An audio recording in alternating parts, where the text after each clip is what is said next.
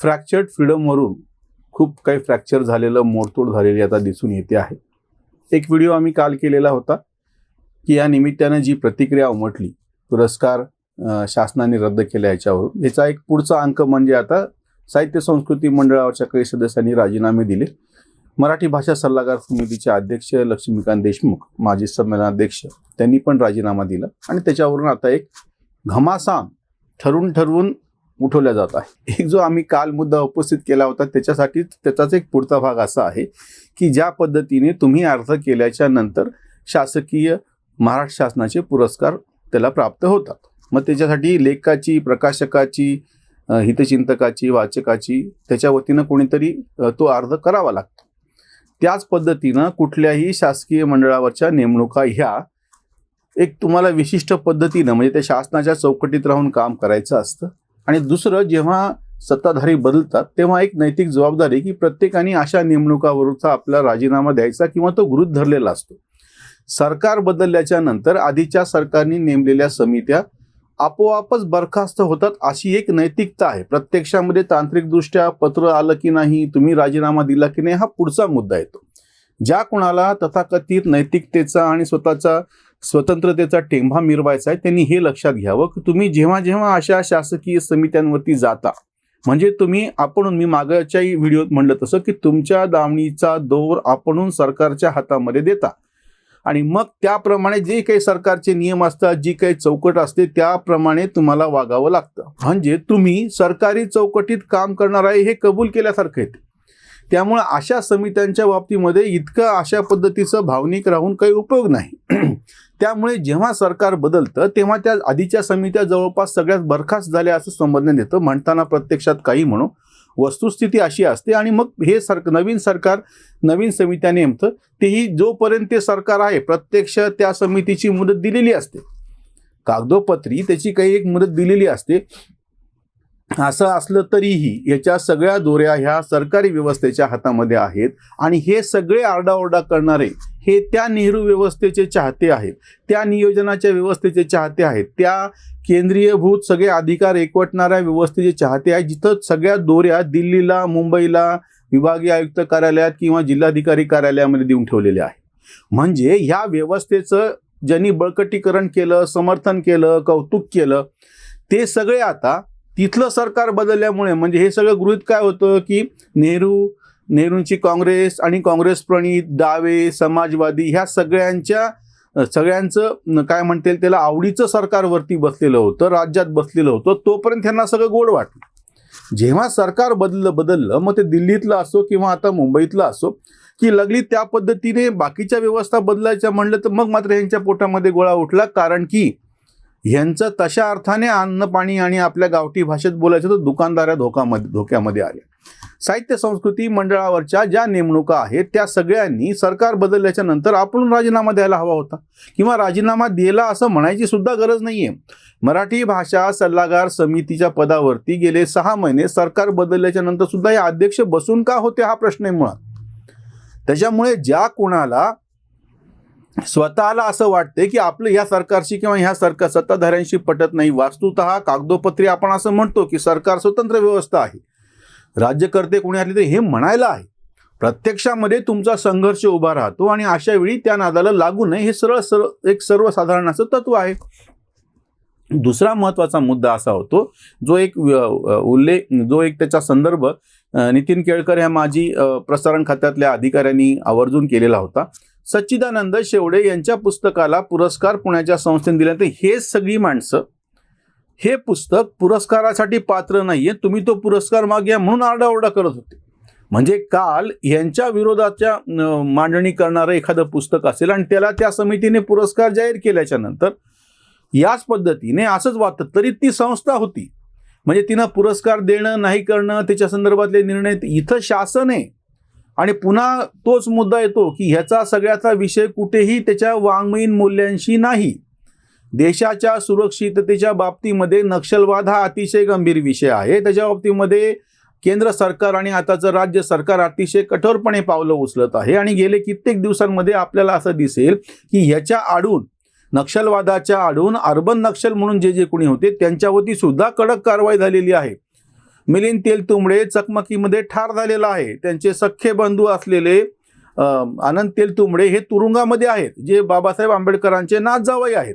आणि त्यांच्या नावानं म्हणून टिमकी गाजवणारे बाकीचे तथाकथित बुद्धिवान आता आरडाओरडा करायला लागलेत की जेव्हा की प्रत्यक्ष हे सगळे लोक सकृतदर्शनी पुरावे यांच्या विरोधामध्ये गेलेले आहेत. म्हणजे गौतम नवलखा किंवा बाकीचे सगळे अर्बन नक्षल की जे या तथाकथित साहित्यिकांच्या मध्ये लपत होते, तथाकथित सगळे जे कलावादी, तथाकथित जे काही सगळे नट, अभिनेते, गायक या सगळ्यांच्या मध्ये घुसून हे जे काही चालू होतं त्याच्या विरोधामधली कडक कारवाई चालू असताना म्हणजे तो विषय फक्त वाङ्मयापुरता शिल्लक राहिलेला नाहीये हे समजून न घेता आता हे जे राजीनाम्याचं सत्र सुरू झालेलं आहे की मी मराठी भाषा सल्लागार समितीचा राजीनामा देतो, मी काय म्हणते साहित्य संस्कृती मंडळाचा राजीनामा देतो. सगळ्यात पहिली महत्वाची गोष्ट म्हणजे समित्यांवरचे किंवा हे ज्याला स्वतःला मराठीचे प्राध्यापक म्हणणारे हे आधी शोधा यांची मुलं नातवंड कुठल्या भाषेत शिक्षण घेतात ते.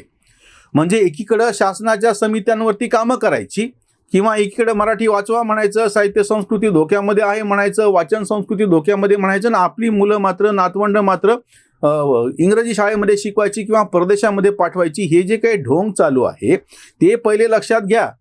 त्याच्यामुळे शासनाच्या समित्यांवरती काम करत असताना प्रत्यक्ष तुमचं वर्तन काय आहे.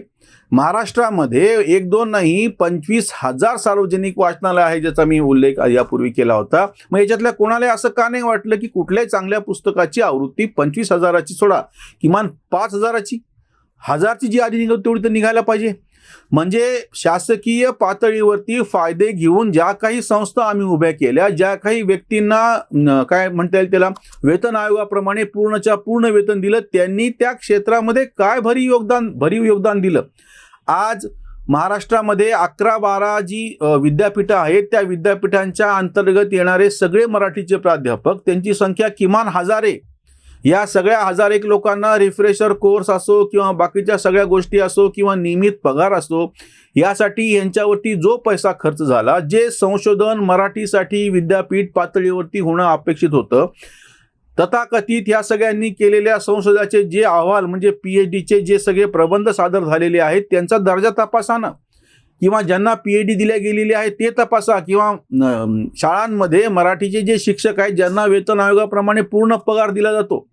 म्हणजे एकीकडे विद्यापीठ पातळीवरती जे मराठीचे प्राध्यापक, मराठीचे विभाग आहेत त्याच्यावरती झालेला खर्च, ज्या सगळ्या शाळा आहेत त्या शाळांमध्ये मराठी शिक्षकांवर झालेला खर्च, सार्वजनिक ग्रंथालयांवरती 25,000 ग्रंथालय आहेत यांच्यावरती शासनाचा झालेला खर्च, या सगळ्याचं एकदा ऑडिट करा ना. हे काहीच न करता तुम्ही म्हणजे एकीकडून फक्त एका पुस्तकाला पुरस्कार आणि तोही सुरक्षिततेच्या कारणामुळं रद्द केलेला आहे. म्हणजे त्याची कारणं वेगळी आहेत, अवाङ्मयीन कारणं आहेत आणि देशाच्या सुरक्षेशी जोडलेली असल्यामुळे तो विषय गंभीर आणि वेगळा संवेदनक्षम आहे. पण ते राहिलं बाजूला, त्या निमित्तानं तुम्ही तथाकथित तुमच्या ज्या काही त्याच्या बैठका होतातच किती, साहित्य संस्कृती मंडळाच्या वर्षातून 4-5 बैठका होत नाही. साहित्य संस्कृती मंडळापेक्षा त्या मंडळाबाहेर जी पुस्तकं अतिशय चांगल्या पद्धतीनं आलेली आहे. मग हे सगळं माहीत असताना राजीनामा देणं म्हणजे काय, म्हणजे जो राजीनामा आधीच द्यायला पाहिजे होता सरकार बदलल्याच्या नंतर 5 महिन्यापूर्वी, तो आता द्यायला लागलेत आणि आम्ही काही मोठा त्याग केला असं एक आव्हान आणायला लागले. दुसरी महत्वाची गोष्ट म्हणजे की मराठीसाठी शासकीय पातळीवरती काय झालं नाही हे म्हणणं सोपं आहे, पण प्रत्यक्षामध्ये आधीपासून मी काही फक्त ह्या शासनापुरता हा विषय मांडत नाहीये. महाराष्ट्र राज्याच्या स्थापनेपासून 1960च्या नंतर सार्वजनिक ग्रंथालय आम्ही कायदा केला, त्याच्यानंतर मराठी भाषे आणि मराठी शाळांसाठी जे जे काही करायचं केलं, 100% अनुदानित केल्या, सगळं करून पाहिलं. या सगळ्यातून प्रत्यक्ष भाषेच्या संदर्भामध्ये काय घडलं आणि काय नाही याचा तरी एकदा तपास करायला पाहिजे.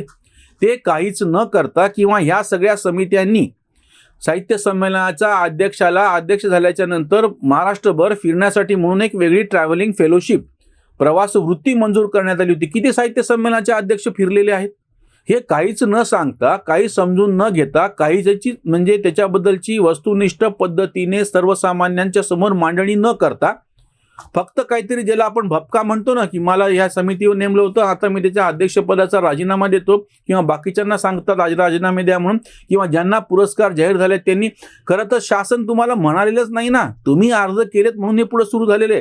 सगळ्या साहित्यिक लेखकांनी आपण पुरस्कार घेणार नाही असं शासनाला सांगितलं तर शासनाचं काहीही वाकडं होत नाही, मराठी साहित्याचं तर काहीच होत नाही. कारण की हे तुम्ही तपासा, जेव्हापासून ही पुरस्काराची योजना सुरू झालेली आहे तेव्हापासून ज्यांना पुरस्कार प्राप्त आहे अशा पुस्तकांचा खप किती झालेला आहे. RR फाउंडेशन ही कलकत्त्याची संस्था आहे, महाराष्ट्रातली नाही. ती महाराष्ट्रातल्या ग्रंथालयांसाठी पुस्तक खरेदी करून फुकट पाठवते. या योजनेमध्ये किती दर्जेदार पुस्तकं आम्ही पाठवलेली आहेत.